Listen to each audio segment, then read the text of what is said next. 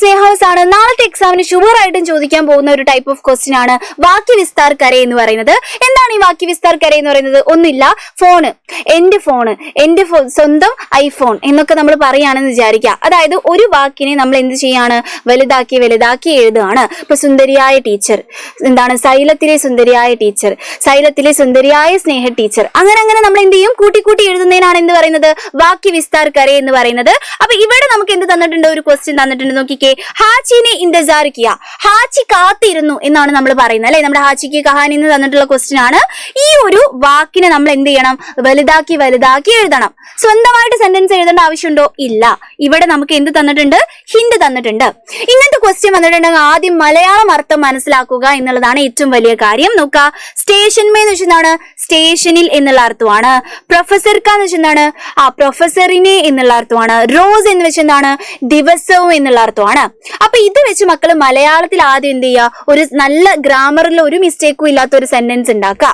എന്നിട്ട് അതിനനുസരിച്ച് എന്ത് ചെയ്യുക? നിങ്ങളുടെ ഹിന്ദി ഓരോന്നായിട്ട് ചേർത്തിട്ട് തുടങ്ങാം. അപ്പൊ നമുക്ക് തുടങ്ങുകയാണ്. ഹാച്ചിനെ ഇന്റസാർ കിയ, ഹാച്ചി കാത്തിരുന്നു.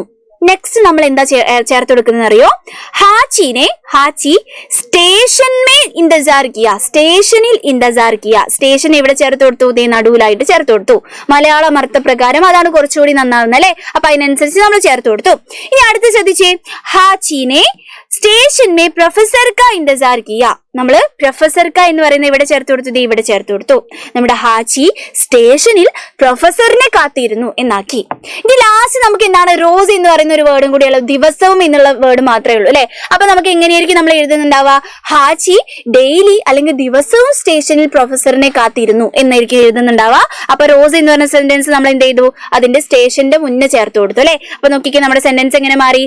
ഹാച്ചി റോസ് ദിവസവും സ്റ്റേഷനിൽ പ്രൊഫസർക്ക ഇന്റസാർ കിയ, പ്രൊഫസറിനെ എന്ത് ചെയ്തു? കാത്തിരുന്നു. അപ്പൊ മലയാളത്തിൽ മനസ്സിലാക്കി സിമ്പിൾ ആയിട്ട് എഴുതാൻ പറ്റുന്ന ഒരു ക്വസ്റ്റ്യൻ ആണ്.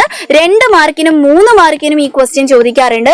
എന്തായാലും നാളത്തെ ക്വസ്റ്റ്യൻ പേപ്പറിൽ ഇങ്ങനത്തെ ഒരു ക്വസ്റ്റ്യൻ കാണുന്നുണ്ടാവും. അപ്പം എന്താണ് ചെയ്യേണ്ടതെന്ന് വിചാരിച്ച് മക്കൾ പകച്ചു നിൽക്കരുത്. ഇങ്ങനെ എഴുതാനാണ്, സിമ്പിൾ ആയിട്ടുള്ള ക്വസ്റ്റ്യൻ ആണ്. അപ്പൊ നാളത്തെ എക്സാം നന്നായിട്ട് എഴുതിക്കോളാം. All the best. Tata, bye by.